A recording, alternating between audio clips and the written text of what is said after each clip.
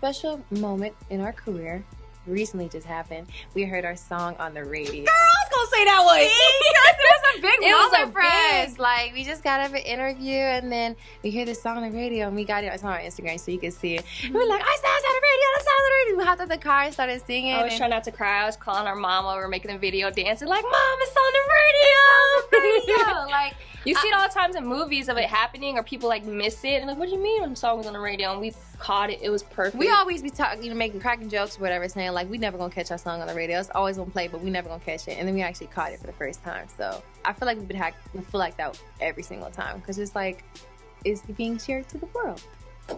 So it's crazy, you know, hearing it on the radio station. He's like, gotta do a little shout out one time for G-Eazy, Aziz, Yanni, Hot 107.5 in Detroit. So it's booming. Like, that was like a very great welcome for Ceraadi of Detroit. Here's your song on the radio.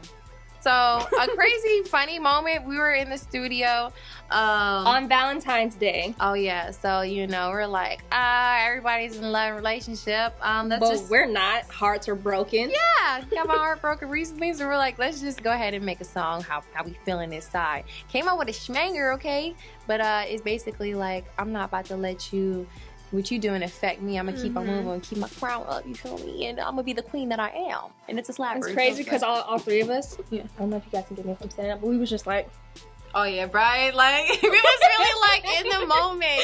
But during that time, there was an engineer, and he was like, oh, I don't want to overstep my boundaries in the studio or whatever, but it wasn't in his place to be like, okay, let me just bring in this writer or whatever. Because I'm like, is he trying to say that I'm not, because we write all our stuff or whatever. We're open to bringing people in, but I don't know this guy for Adam. People just try to put other people on. See, like, outside of the studio, she's confrontational. Me in the studio, because we paying for the studio sessions, and this is not no time to be playing around, I'm real confrontational. So I'm like, Brian, you know he's about to bring a writer in here?